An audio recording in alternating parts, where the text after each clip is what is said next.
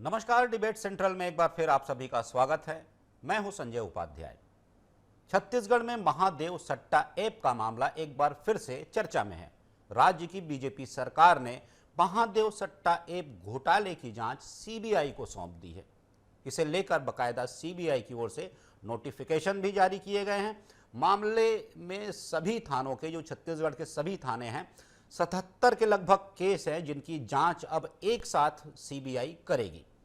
वहीं इस पर अब सियासत भी तेज हो गई है। देखिए, इस पर सियासत तो लगातार चल ही रही थी, लेकिन एक बार फिर बयानों का, आरोपों प्रत्यारोपों का दौर, नया दौर हम कहें, शुरू हो चुका है। बीजेपी के इस फैसले पर कांग्रेस ने कहा है कि राज्य सरकार को अपनी ही इकाइयों पर, अपनी ही एजेंसियों पर भरोसा नहीं है, इसीलिए सीबीआई को यह जांच सौंपी गई है। हालांकि स्पष्ट इसमें बातें की हैं भारतीय जनता पार्टी ने और सरकार ने कही यह बातें, क्योंकि ये मामला बड़ा है, पूरे देश भर के कोने कोने से जुड़ा है, विदेशों में भी इसके तार हैं, इसलिए एक सक्षम एजेंसी ही इसकी जांच करे तब बेहतर होगा और तभी सब कुछ सामने आ पाएगा। कुल मिला के अपनी अपनी बातें हैं।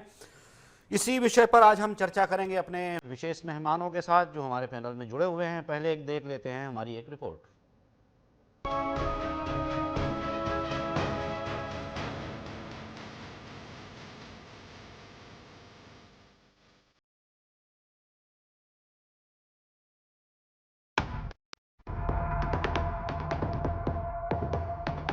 छत्तीसगढ़ सरकार ने महादेव सट्टा ऐप का मामला अब सीबीआई को सौंप दिया है। महादेव सट्टा ऐप को लेकर कुल 70 केस दर्ज हैं। इन सारे प्रकरणों को सीबीआई को सौंप दिया गया है। इसका नोटिफिकेशन भी जारी कर दिया गया है। राज्य सरकार ने पिछले सप्ताह इस संबंध में सहमति देते हुए एक अधिसूचना जारी की थी। पिछले एक साल में मामले की जांच कर रही ईडी ने अब तक कुल 11 लोगों को गिरफ्तार किया है। 16 महीने से महादेव सट्टा ऐप केस की जांच ईडी कर रही थी। 2022 में ईडी ने महादेव सट्टा ऐप मामले की जांच शुरू की थी। पहली बार दुर्ग, रायपुर और बिलासपुर पुलिस ने एफआईआर दर्ज की थी। प्रकरणों के आधार पर मनी लॉन्ड्रिंग केस की जांच को आगे बढ़ाया गया था। छत्तीसगढ़ के अलावा दूसरे राज्यों में भी कार्रवाई की गई है। 4 लोगों की गिरफ्तारी के बाद ईडी ने इसे मनी लॉन्ड्रिंग से जोड़ दिया था। 2023 में ईडी ने पूर्व मुख्यमंत्री भूपेश बघेल के करीबियों से पूछताछ करनी शुरू कर दी थी। डिप्टी सीएम और गृह मंत्री विजय शर्मा ने मामले की जानकारी दी है। उप मुख्यमंत्री विजय शर्मा ने बताया कि राज्य की सरकार ने महादेव सट्टा ऐप घोटाले के संबंध में दर्ज मामलों को सीबीआई को सौंप दिया है। तो वहीं कांग्रेस से पूर्व उप मुख्यमंत्री टीएस सिंहदेव का कहना है कि अगर सीबीआई की जरूरत पड़ रही है तो इसका मतलब यही है कि बीजेपी को विश्वास नहीं है कि आईटी और ईडी में क्षमता है। वहीं एंटी करप्शन ब्यूरो और ईओडब्ल्यू के ऊपर भी राज्य सरकार को भरोसा नहीं है। जिस सरकार को अपनी ही इकाइयों पर भरोसा नहीं है, वह प्रदेश कैसे चलाएंगे? मैं आपको ये विषय एक ज़रूर बताना चाहता हूँ कि 70 केसेस थे महादेव ऐप के संदर्भ में, जो सामान्य थानों में थे। ईओडब्ल्यू में भी एक केस था। इन सारे प्रकरणों को कुछ दिनों से कुछ चर्चा थी प्रदेश में, विभिन्न बातें होती थी, ये क्यों नहीं, वो क्यों नहीं, ऐसा क्यों, वैसा क्यों। एक प्रदेश से बढ़कर के अनेक प्रदेशों का विषय हो गया था। कुछ मुखिया ऐसे सुनने में आता है कि वो कहीं विदेश में रहते हैं। इन सारे विषयों को लेकर के अब ये निर्णय किया गया है और इसका नोटिफिकेशन भी जारी हो गया है। ये सारे प्रकरण सीबीआई को सौंप दिए गए। इनकम टैक्स और ईडी ने उस काम को किया, तो अब अगर सीबीआई की जरूरत पड़ रही है तो भारतीय जनता पार्टी कह रही है कि हमको विश्वास नहीं है कि आईटी और ईडी में क्षमता है।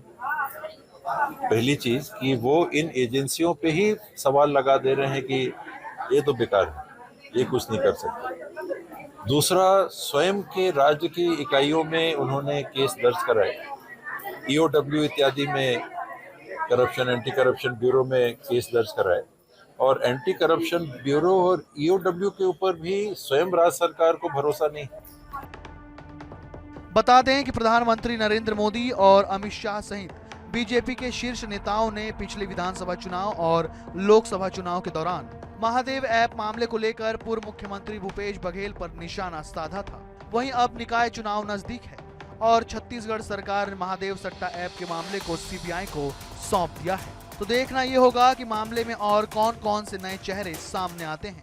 साथ ये भी देखना होगा कि बीजेपी की रणनीति काम आती है या नहीं। Bureau report, DN News Plus, Raipur.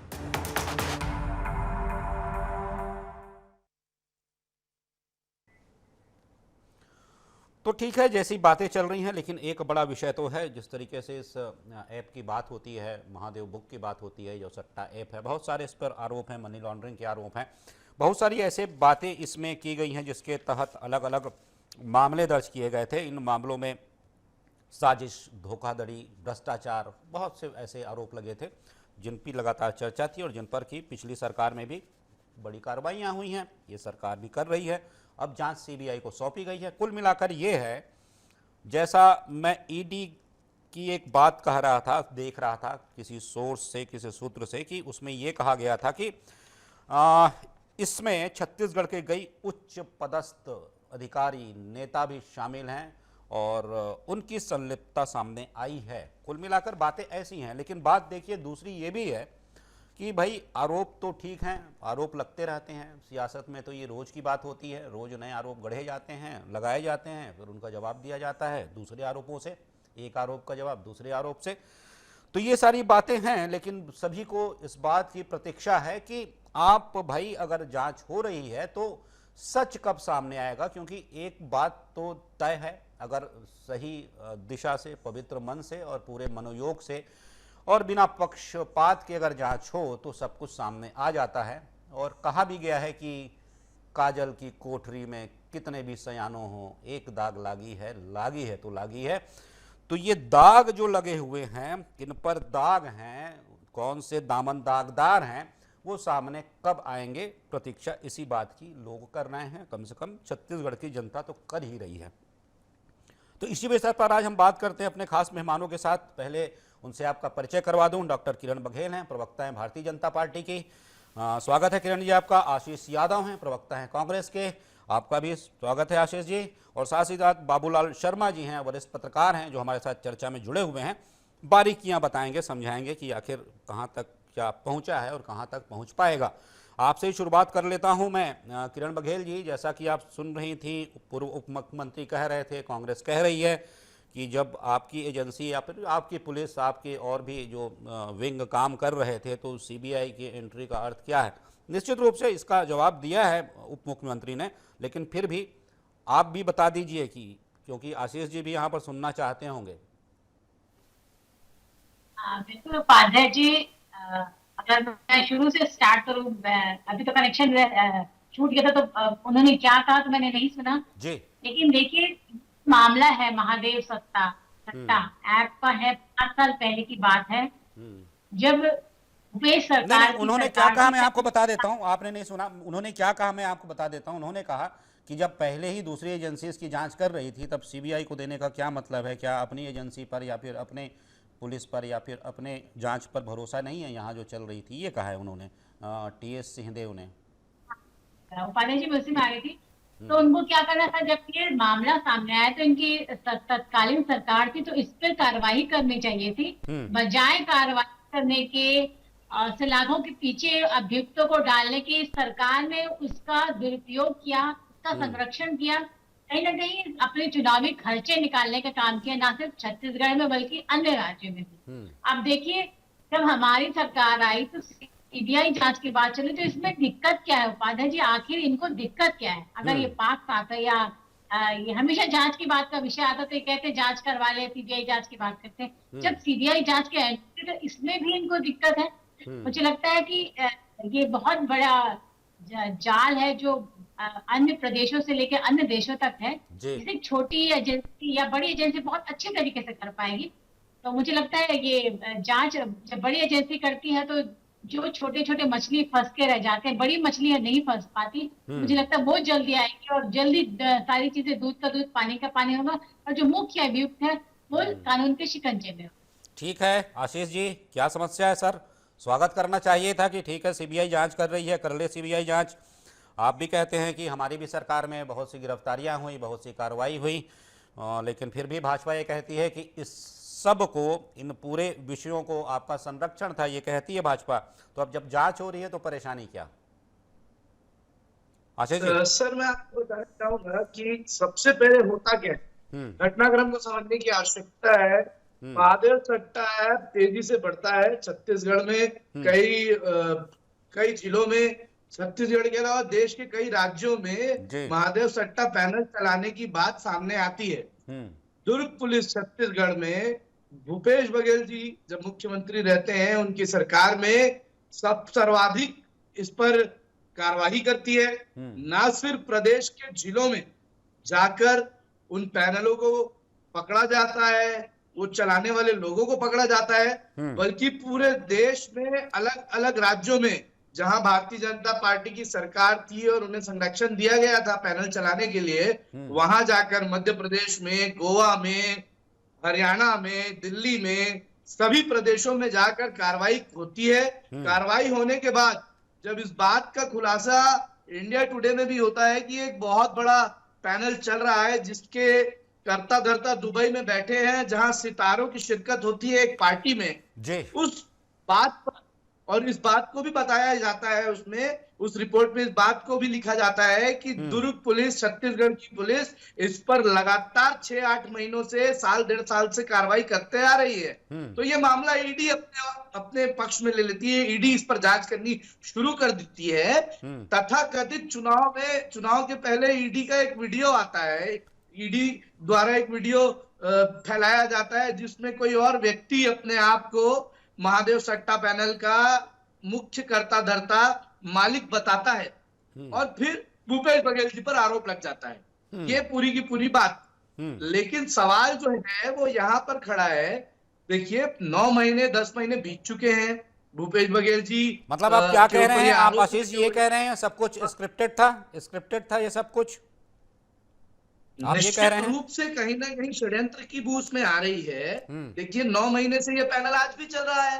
केंद्र में भी भारतीय जनता पार्टी की सरकार थी, राज्य में भी भारतीय जनता पार्टी की सरकार है। अब तक महादेव ऐप बंद क्यों नहीं हुआ? इस पर बैन क्यों नहीं लगा?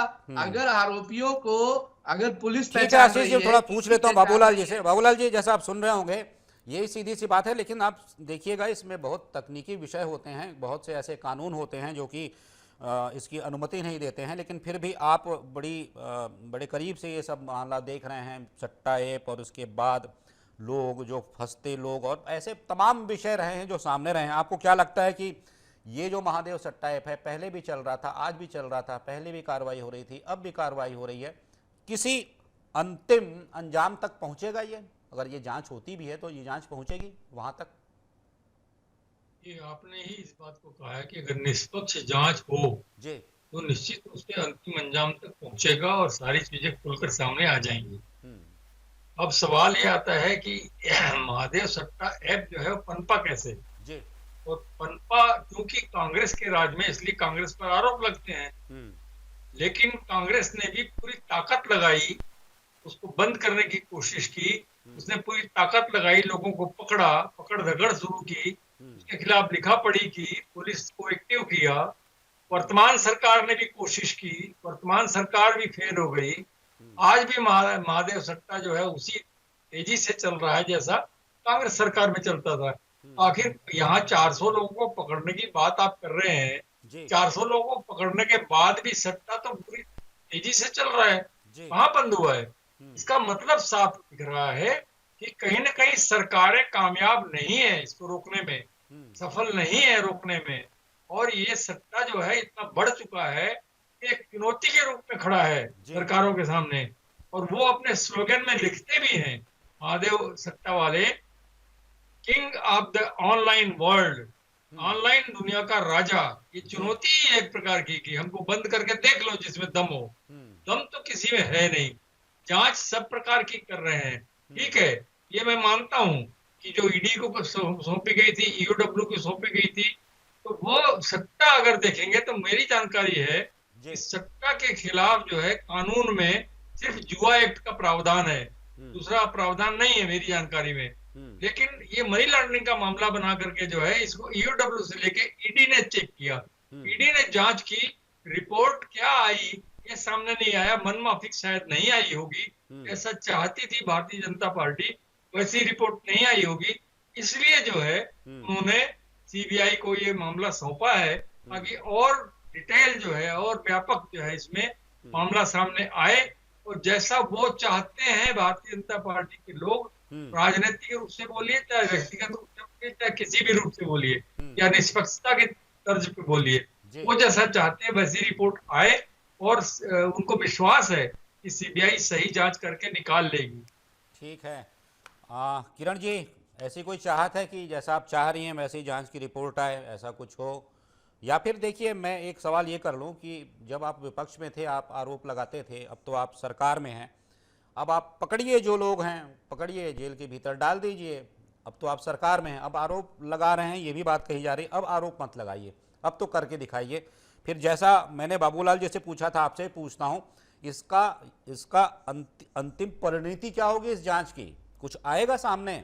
जैसे बड़े बड़े लोग आप लोग कहते हैं, बड़े बड़े लोगों पर आप लोग आरोप लगाते हैं, लेकिन ऐसा एक भी बड़ा राजनेता या फिर ऐसा कोई भी एक बड़ा अधिकारी नहीं धरा गया, पकड़ा नहीं गया, जेल नहीं गया। पांडे जी वही काम कर रहे हैं, वही सही आरोपी और मुख्य आरोपी, और जो भी इसके पीछे बड़ी मेरे ख्याल से मछली नहीं कहनी चाहिए, मुझे लगता है मगरमच्छ जो है वो सामने आना चाहिए। यही कारण है कि हमारी सरकार ने सीबीआई की जांच इस पर बिठाई है, और मुझे लगता है बहुत जल्दी दूध और पानी पे पानी आ जाएगा। और जिस प्रकार बाबूलाल शर्मा जी कह रहे थे कि भाजपा जो रिपोर्ट चाहती है, भाई साहब भाजपा रिपोर्ट नहीं चाहती, भाजपा छत्तीसगढ़ की जनता के साथ न्याय करना चाहती है।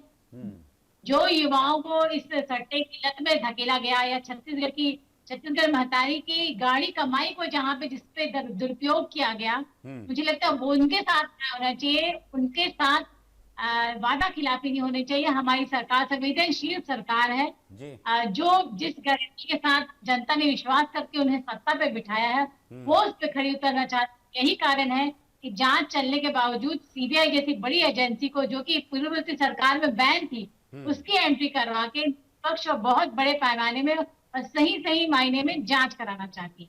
ठीक है आशीष जी, जैसा कि ये बात भी हो रही थी, आप कह रहे थे सब कुछ स्क्रिप्टेड है, लेकिन बड़े आरोप लगते रहे कांग्रेस पार्टी पर, कांग्रेस के बड़े नेताओं पर कि उनकी संलिप्तता है इस पूरे मामले में। और जैसा बाबूलाल जी भी कह रहे थे कि आपके ही शासनकाल में ये फला फूला बहुत आगे बढ़ा, ठीक है कार्रवाई भी की, ये भी कहा बाबूलाल जी ने, लेकिन आपके ही काल में ये फला फूला इतना बड़ा हुआ, समृद्ध हुआ। आज मैं रिपोर्ट देख रहा था तो करीब 450 करोड़ रुपए की कमाई है प्रतिमाह इस सट्टा ऐप की, और 6000 करोड़ से ज़्यादा का व्यापार हो चुका है। हालांकि एक बात जरूर है कि इसमें एक दिनेश व्यास नाम के व्यक्ति को पकड़ा गया है अभी हाल में गुजरात और छत्तीसगढ़ पुलिस के जॉइंट ऑपरेशन में, जो कि माना जाता है कि वो मास्टरमाइंड रहा है किसका, हवाला के जरिए पैसे के आदान प्रदान का। तो ये माना जा रहा है कि इससे अब वित्तीय लेन देन से संबंधित जो भी विषय होंगे वो कुछ खुलेंगे, लेकिन आरोप तो आप पर ये लगते रहे आशीष जी। संजय सर, मैं आपको बताना चाहूंगा कि ये महादेव सट्टा लोग कह रहे हैं कि कांग्रेस के शासनकाल में शुरू हुआ। कांग्रेस के शासनकाल आते तक तो ये देश विदेश तक पहुंच चुका था। 2016 में इसकी शुरुआत हुई, 2020 में इस कंपनी को रजिस्टर करके दुबई में रजिस्टर करके जो है, आप देखिएगा आईफा अवार्ड्स में इस कंपनी के जो संचालक थे, मुख्य संचालकों में से एक नीतीश दीवान ने वो आईफा अवार्ड्स में अवार्ड फंक्शन में शिरकत करके अवार्ड दिया है। वो आज रायपुर जेल में बंद है भूपेश सरकार की कार्रवाई के द्वारा। नीतीश दीवान से लेकर चाहे रवि उत्पल की बात हो, सौरभ चंद्राकर की बात हो, ये सभी लोगों का लेन देन भिलाई से है। और भिलाई में ये लोगों ने 2016 में इसकी शुरुआत करी, 2019-20 आते तक ये दुबई शिफ्ट हो गए। उसके बाद लगातार इन पे कार्रवाई की गई। आज जिस दिनेश की बात चल रही है, जो हवाला के पैसे लेन देन करते थे, आज इन लोगों के महादेव ऐप में आप अगर इस बात को सूक्ष्मता से देखेंगे तो आज इन्होंने पूरा लेन देन का सिस्टम ही बदल दिया है। आज इनका लेन देन क्रिप्टो करेंसी से लेकर बाकी और चीजों में फैल चुका है। ईडी इसकी जांच कर रही थी, सरकार ने लुकआउट नोटिस भेजा। देखिए, राज्य सरकार के पास अधिकार नहीं है मनी लॉन्ड्रिंग के लिए ये एक्ट या जुआ एक्ट बनाने का। कर्नाटक सरकार ने बहुत पहले ही इस पे बैन किया है, ऑनलाइन गेमिंग को भी बैन किया है। आज आप देखिए पूरे देश में चाहे ड्रीम 11 हो या ऐसे कई सारे गेमिंग ऐप चल रहे हैं जो एक प्रकार से सट्टाई है, बिल्कुल, जिनका ऐड बड़े बड़े लोग सौरव गांगुली से लेकर महेंद्र सिंह धोनी तक लोग ऐड कर रहे हैं, बड़े सितारे इनका ऐड कर रहे हैं। ये बात अब किसी राज्य स्तर या जिले स्तर की नहीं रह गई है, अब ये बात पूरे विश्व स्तर की है। और इस बात को समझना होगा कि अगर ऐसे ऐप्स अगर लीगल हैं भारत में, तो महादेव सट्टा ऐप जो इलीगल माना जा रहा है, इलीगल है, सट्टा खिला रहा है, तो वो भी सट्टा खिला रहे हैं और केंद्र सरकार को इस पर शिरकत करनी होगी। बिल्कुल अभी बाबूलाल इस जी, पर जैसा राजनीति आशीष कह चल रहे रहा हैं है बाबूलाल कि जी, भूपेश बघेल ये बताइएगा बाबूलाल जी, जैसा ये कह रहे हैं आशीष, और हम भी लगातार ये जब चर्चा करते हैं कि भाई आप सट्टा किसी भी रूप में खिलाइए, वो जुआ ही है एक प्रकार से, और लोगों को बर्बाद होते देखा गया है, घरों को उजड़ते देखा गया है, जिंदगियां तबाह होते देखा गया है, तो फिर भी सरकारें इस पर कोई ऐसा ठोस नियम क्यों नहीं बनाती, ठोस कानून क्यों नहीं बनाती कि ये सब कुछ बंद कर दिया जाए? बाबूलाल जी, न रहे बांस न बजे बांसुरी।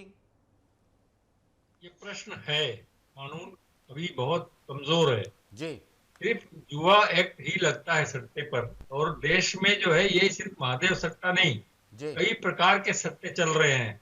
आप क्रिकेट में भी देखते होंगे, एडवर्टाइजमेंट आती है बीच बीच में, जी हाँ, जिसमें कहा जाता है कि सोच समझ करके पढ़ करके लगाइए, ये इसमें जोखिम है, लिखा जी, रहता है उसमें। जी, सट्टे कई तरीके से चल रहे हैं, पानी की बूंदों में सट्टा चलता है, और रेगुलर सट्टा चलता है जिसमें पूरी वो माने जो पूरी बदनाम है। ये कहा जाता है कि सट्टा उनके संरक्षण में चलता है, पुलिस वाले अच्छे हों तो भी बदनाम होते हैं कि सट्टा उनके अगर क्षेत्र में चलता हुआ मिल गया तो वो बदनाम हो जाते हैं।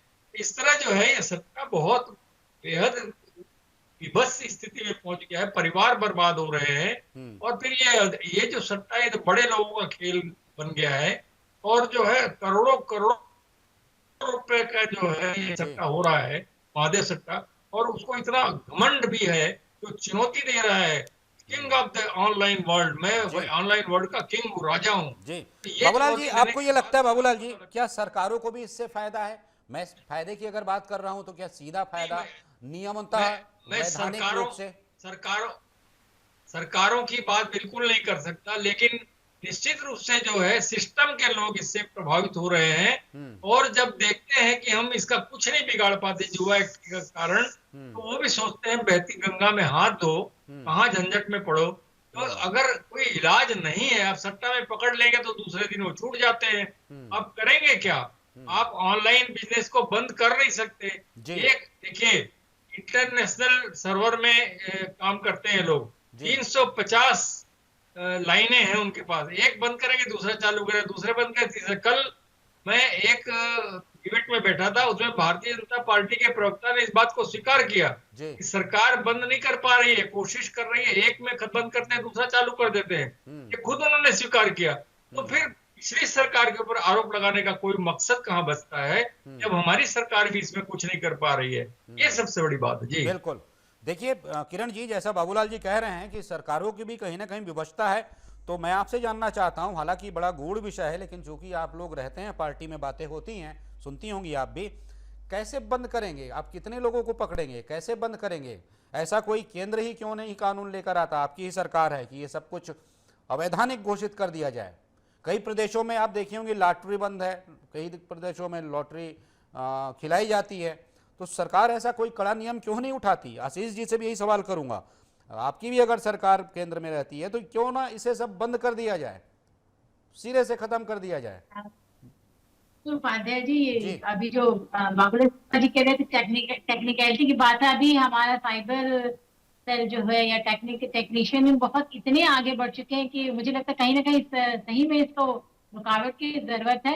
लेकिन जिस प्रकार शराब घोटाले के अभियुक्त छत्तीसगढ़ की अगर बात करूं, तो सलाखों के पीछे जो बड़े चेहरे थे, जो इसके पीछे चेहरे थे, वो सलाखों के पीछे और बाहर नहीं आ पाए। तो मुझे लगता है सीबीआई जांच के बाद छत्तीसगढ़ में जो महादेव सट्टा ऐप के जो मुख्य अभियुक्त है, आरोपी है, मुझे लगता है वो तो जल्दी आ जाएंगे हाथ में। किरण जी, मैं कह रहा हूँ आप अभियुक्तों को तो पकड़िए, आप जिन पर आरोप लगा रही है अभियुक्तों को तो आप पकड़िए, मैं ये कह रहा हूँ बंद कीजिए ना इसको, केंद्र सरकार को कहिए बंद करिए इस पे, ऐसा कोई संविधान में लेकर आए, सभी दल सर्वसम्मति से बैठें और इसे बंद करें। नहीं होगी उपाध्याय जी, क्योंकि एक नेशनल समस्या हो गई आजकल की, देखा जाए तो एक नेशनल समस्या है। तो मुझे लगता है इस पर जरूर कोई लॉ, कोई एक्ट आ ही रहा होगा। जिस प्रकार से समय समय हमें सरकारें नए लॉ लाती है, एक्ट लाती है बंद करने के लिए, तो मुझे लगता है निश्चित तौर पे ये भी सरकार कहीं ना कहीं इस पे विचार कर रही होगी, और बहुत जल्दी मुझे लगता है इस पर भी कोई ना कोई निर्णय लिया जाए। आशीष जी, अगर भाजपा ये प्रस्ताव लेकर आती है केंद्र में कि वो इस प्रकार के ऐप, इस प्रकार के सट्टे को बंद करना चाहती है, आप साथ देंगे दोनों सदनों में? निश्चित रूप से साथ देंगे। और आप अगर आपको याद होगा कि भूपेश बघेल जी ने ये आदेश भी दिया था छत्तीसगढ़ पुलिस को कि इसके खिलाफ कोई नया कानून बनाया जाए, मगर नया कानून बनने से पहले सरकार बदल गई और हम चाहते ही है कि इसके ऊपर नया कानून बनाया जाए। आप देखिए जिस तरीके से पोर्ट्रे किया जा रहा है इसको, ये उस तरीके का पूरा महादेव का षड्यंत्र उस तरीके का है नहीं। अगर पता है तो महादेव ऐप के जो सरगना है अगर वो दुबई में बैठे हैं तो पुलिस क्यों नहीं, केंद्र सरकार जो ईडी जांच कर रही थी, ईडी स्वतंत्र थी, ईडी ने मुख्यमंत्रियों को अंदर किया, देश में ईडी ने बड़े बड़े लोगों को अंदर किया।